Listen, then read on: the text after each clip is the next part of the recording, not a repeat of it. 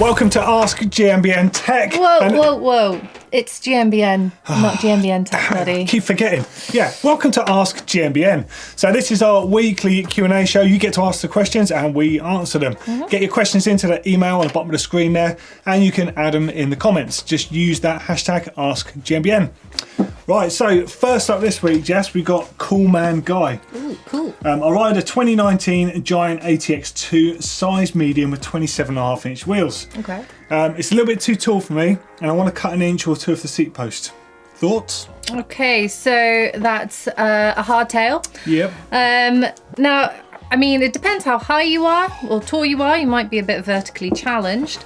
Also, like Neil, exactly, or Blake. Or most of actually GMBN presenters, in which case, you know, you might want to check the bike size is actually right for you in the first place. Yeah. And then with that seat post, it depends how far down it goes. It could be blocked by bottle bosses. Yeah, it sounds like that might be the issue. Yeah. So guessing you're trying to get it all the way down in the frame and it's being stopped by those. There's nothing wrong with chopping your seat post down, but obviously you can't add that back on afterwards. So you'll need to buy a bigger one at a later date when your legs get a bit longer. But you can, Next one, we've got Villy Mag, who says, "Hi guys, I've got an enduro bike which has a flip chip in the rear shock, which gives me 4 different geometry possibilities, ranging from super aggressive to steep and climby. Now, what adjustments do you recommend when the rider needs almost always to climb before the descent, with an occasional visit to the bike park where there's a lift?" Tricky one with all that adjustment, and I think this is where a lot of people come unstuck. I think it needs to depend on what your strengths are as a rider. If you're better at climbing, then make it easier for yourself and put it in the climbing mode. And if you're better at descending, put it in a mode where it's going to be slacker. But that said, at the same time, maybe if you're better at climbing, you can climb in any of those settings, so you can make it better for your descending, in which case it might be more inspiring. That is true. Perhaps. Yeah. The truth is, the best way to do it would be just to test it yourself. Do the same climb and the same descent in all 4 settings, and you will find that one of them feels slightly better than the others, and that's the one to go for. Yeah, it's a really good idea. All right, next up is from Moritz Vashevic. Hi guys, I'm riding enduro with some friends, and once a week we recently started to also ride at bike parks. So now I'm looking for a full face helmet as I ride enduro at the time. Should I go for a regular full face or an optional one which could be changed from half to full face, like this Bell helmet? Now, there are a number of different options out there, whether you want a full face or the convertible kind. So you've got the gyro switchblade, which is a convertible one where you can take the chin bar off. That's a very cool helmet. It is actually really cool looking. But that's quite low, isn't it? Like over the years, that one. Yeah, it is. I mean, it depends really on your preference. Like, say you do enduro riding with your friends, but you also do bike parks, so it may be that a convertible might be better for you. But of course, there is a reason why convertible helmets aren't allowed in downhill racing, which is why it might be better, just for a safety reason, that you might prefer to have something a bit more rigid and a full face entirely. Yeah, definitely. Yeah, and there are options within that as well. So you can get the downhill helmets, and you can get more enduro focused helmets that are still full-time full face. So Troy Lee make one, I think it's called the Stage, and there's also Fox have got one, Pro Frame. Yeah, that's really nice. Both very similar helmets. They've got a full-time chin guard, but they're very ventilated. Yeah. Ultimately, it depends on your riding, really, what you're comfortable with. I'm quite happy riding in an open face helmet most of the time, and any occasion I feel like I need a full face, I'll just wear a full-time downhill helmet. I'm the same. But it's definitely worth going to a shop and trying out some options, because you might put one on and think that's the one for me. Yep. Definitely give them a try. Next up, it's from Jasper DeBont, who says, "I'm at the pinnacle of buying a new bike with the purpose of visiting bike parks regularly. Nice. I'm doubted between the YT2s or Capra 27.5 or Canyon Sender AL 27.5 or the Torque. Now, I'm not a pro, but I'm also not a novice anymore, and I have about €3,000 available. Can you help me out whether it's best to buy a full-on downhill bike, such as the Sender or 2s, or to go enduro bike instead, which is also very capable in the bike parks?" It's always a tricky one. If I was only riding bike parks, I probably would have a downhill bike, because it's so much fun and you can give them so much abuse. But at the same time, you're so limited with them. You are, yeah. And it's quite funny actually. So what have you said? You said the Y basically it's very similar equivalents.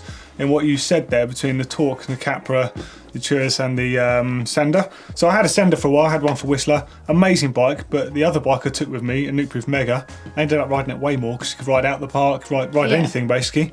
A little bit limiting on some of the rougher trails, but I think you can do so much more with those bikes. That's right, and I think that Capra and the Torque, I mean, they are very capable bike park bikes, and they're also great for climbing as well. So if you did want to get out of the bike park, like you say, you want to go to bike parks regularly, but you may want to do some enduro or mountain trails in between, you're going to get a lot more out of having an enduro bike than maybe the downhill bike. Yeah, and one other thing to consider as well is wheel size. I'm always going to be the advocate of 29-inch wheels because I'm tall. I don't pick them for any other reason other than they fit me better. But that said, 29-inch wheels on that Capra will give the bike a bit more capability in a bike park for the rough stuff. So it might be worth doing a back-to-back yourself between a Torque and a Capra with a 29s. Yeah, definitely see if there are any brand demo days in your area or any that you can go to test them out as well. Yeah, I mean, they're both really, really good bikes with amazing spec. And it's going to be pretty hard to pick between them, I'd have thought. Ultimately, it depends on what you want the bike to feel like, because 29, 27.5 do feel fairly different. But don't forget as well that Blake actually did a video recently on downhill versus trail bikes, so you can check that out here. Are you ready, downhill, Blake? Dude, I'm gonna knock you out the park. Go!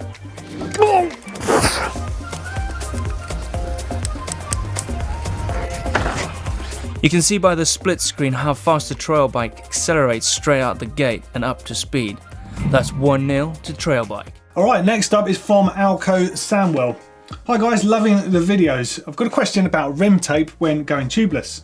I've got a set of Mavic XA rims. I had those actually on a previous bike. The spoke holes are already sealed in, so do I need to use rim tape or can I just use it as it is? Thanks a lot. If the spoke holes are sealed and they are sealed through, then you shouldn't need rim tape at all. You could just use the tubeless valve, really, to get set up. 100%. That's exactly how you do it. On the rare occasion that you might have some tyres that are a little bit baggy, you can still run some rim tape around there. And because yours are already sealed, you could just use electrical tape in order to make the tyre a bit of a tighter fit, a little bit better for tubeless. But go for it. You'll love tubeless. It's good fun. Cool. Next up, Ryan Heath. Hey guys, would you guys think it would be appropriate to ride a 150mm enduro bike on dirt and BMX jumps? Totally inappropriate, but you can have wicked fun doing it. You can do it, yeah. Don't stop Blake. No, exactly. He'll ride any bike. I've seen him ride a shopping bike before actually over some dirt jumps. That's amazing. I actually think he preferred that to his normal bike. but no, it doesn't. The whole point of those bikes is you can do anything on them. But of course, it's not going to be as good as a dedicated dirt jump bike or a BMX. Yeah, it depends on what you want to get out of doing those dirt jumps. If you're wanting to perfect your bike handling or jumping ability, for example, same with BMX. It depends what you want to get out of it. But really, as Doddy says, you're not going to get the most out of it unless you've got the right bike for it. But everyone loves a challenge, don't they? Yeah, it's good fun. Yeah, just get on with it. All right, next up's from Alexander Overman. What happens if you enter Megavalanche with a hardtail? Well, you're going to have a seriously bumpy time, basically, because that is one hell of a race. It's insanely rocky. It really is.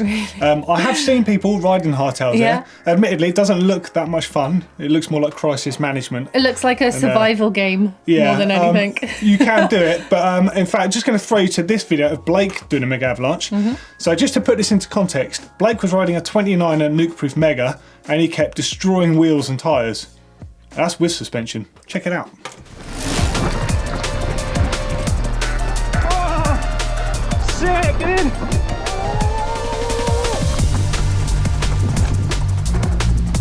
Oh, thank goodness for 29, dude. Can't really see it. Can't really see it.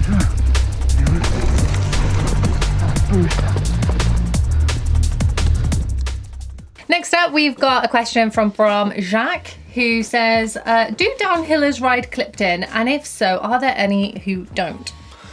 Do you know what? It used to feel like it was about 50-50. You know, like Sam Hill's, famous for running flats. Of course, now he's doing enduro.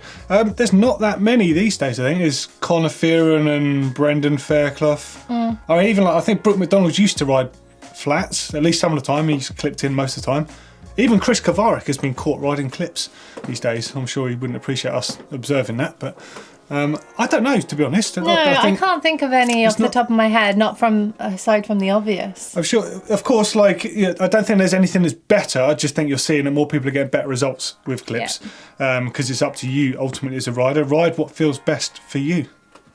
All right, next one up is transmission based. This is from Colin Weibler. Recently purchased a Shimano XT drivetrain. He's added a 42-tooth expander, but he didn't get the rear derailleur. So he's bodged it a little bit, but it's not working quite well. And he also knows if there's a way to convert his derailleur into a compatible long cage, so he doesn't have to buy a new derailleur really to keep using it. Colin, what were you thinking? Colin. Now, you can actually buy something called a Goat Link, which is available through Wolf Tooth Components. This will essentially just extend your hanger a little bit longer so that your derailleur can sit a bit lower to accommodate that large tooth. Yeah, it's a really cool little bit of kit actually. You'll need a bit of whittling with your B-tension screw and stuff to make it work properly, but you'll be able to get your full range of gears without buying a new derailleur. Perfect. That's bang on, yeah. So next up we got Tyler Foy. Any suggestions for not losing your pedals when in the air? Like doing bunny hops, drops and jumps? Wow. Well, I would say to start with, make sure you've mastered the bunny hop. That teaches you everything about not losing your feet off the pedals. It's one of those things that's weird to get your head round because you always think your feet are going to come off the pedal, but everything is done with your arms, the way you move forward through the air, and your feet is more of a scooping motion rather than jumping off the pedals. Spend a bit of time learning the bunny hop, really. That's the one to do. If you don't want to lose your pedals, you could also think about clipping in as well. Yeah, although, I mean, I'm a clip-in fan. I love clipping in, but it can make you lazy if you don't learn things like the bunny hop first. That's true. They're both brilliant, I would say, but try and learn the bunny hop, I would say. Next up is from Lockie Gregory. Hi guys, I was out on a ride and I noticed my rear hub had got a bit quieter and wasn't as loud as it normally is. I like the clicky sound of a hub, so this is really bugging me. Any thoughts on what this could be and what's caused it to happen? Do you know what? I really like the spin of a hub, so that would actually frustrate me if my hub started to go quiet. It's just gunk really in there. It's not a problem. So depending on the type of your hub, some have a ratchet, some have pawls that little sort of, they sit on a spring basically and they click up and down. When they get filled with all the gunk and oil on the inside of your hub, they just quieten down a bit. So it sounds like you need to give your wheels a bit of love. If you want to know how to do that, I've made a video on just that. So I'm going to throw you to that now. And we're actually going to take a look at the pawls on the inside of this system as well, because there's something that can stick, and not only does it add friction to the drivetrain, but it means you won't get that pickup and it won't be as accurate and safe as it should be. If the pawls themselves are sticking through maybe gunk and other stuff that's on the inside there, the little springs aren't going to allow them to push out and lock into place. And it's the locking in place that makes the transmission work and stops you going over the handlebars. Right, Doddy, are you ready for quick fire? Oh yes, hit me up. Fritz Oliver Henning says, why is Doddy always looking just so crazy in his thumbnails? Don't know what you're talking about. I don't know. Dominic Maglio, what is a piggyback shock and what is good about having one? Basically you got more oil in there, so it suffers less with heat on long descents and stuff. Also the IFP is in a separate chamber, so it's less affected by all that heat and stuff. So it basically just works better for longer in demanding conditions. Cool. Now Josh says, hello from Australia. My question is, do stickers make you faster? 100%. Obviously. Especially lightning bolt ones. Oh yeah, red lightning bolts. So Chris Harrison, do a cheap eBay bike challenge like GCN. Oh yes, that's a wicked idea. We have talked about it, just not done it. Yes, we'll do that. It's on the agenda. Dominic Alfinio, do you have to do warm-up stretches before you ride? Everyone should. I'm not the best at doing that, to be fair. I tend to do them afterwards and warm down. Yeah, I warm down. But you should really do them before and after. Agreed. Mighty Droid says, where is Martin? He's probably having a cup of tea. No idea. No, he's probably bunked off like he always does, yeah. Skiving. Who knows? Yeah. Kevin Kusik says, is Scott Spark usable as enduro bike, or will it not do well in bike parks and I should look for something more similar like a Ransom or Genius for the bike parks? You can ride any bike for any discipline if you really want to, but really a Genius is going to be much better and cope with it, and a Ransom even more so because that's what it's designed for. You might break the Spark doing that. Now, Dig Media says, hey, can you do a video showing how to do a chainstay protector like the World Cup riders have? Yes, I think I've done something over on Tech actually using rubber mastic. I'll do a dedicated video in next week's Ask GMBN Tech, so look out for that. Cool. Cool, and that's it for quick fire. Ooh, that was quick. Yeah. I know, it's Nice. smoking. So now we're into, correct me if I'm wrong. Yeah. And the first up we have Lewis Barrett. Now this is a small section of local trail. There is some swearing involved apparently. Where I seem to have too much speed for the rollers but not enough to get past the last ones. Can you help me? Right, let's have a little look at this. I've got this on screen here. Okay, they look quite tight. Yeah. They look quite close together. Oh yeah, all right, I get what's going on. Oh, nearly binned that then. Yeah, all right, I can see exactly what's happening here. But basically, they're quite small, quite close together, those rollers, and simply put, your bike can only go a certain speed through those before it tries to lift off the ground. So you've got a few options with this. So learning to pump them better to start with will help, but you'll only ever be able to ride them so far. So learning to manual them is the next step, because you can ride much tighter ones a lot faster by not putting your front wheel in that hole. Alternatively, you will then be able to build up to jumping them, but manualing them is what you want to do. I'm going to throw you, actually, I don't normally do this here, I'm going to throw you to this video of Blake of when to pump and when to manual. It's really helpful and it will definitely make you go faster. So you're manualing through, and when your wheel starts to drift over that first roller and it starts to go down the backside, you want to push down on your pedals, keep your arms straight, don't pull on the bars, you don't want to have a high front end. Push down through it, let your front wheel drop on the backside of that second roller, and let your bike just roll through.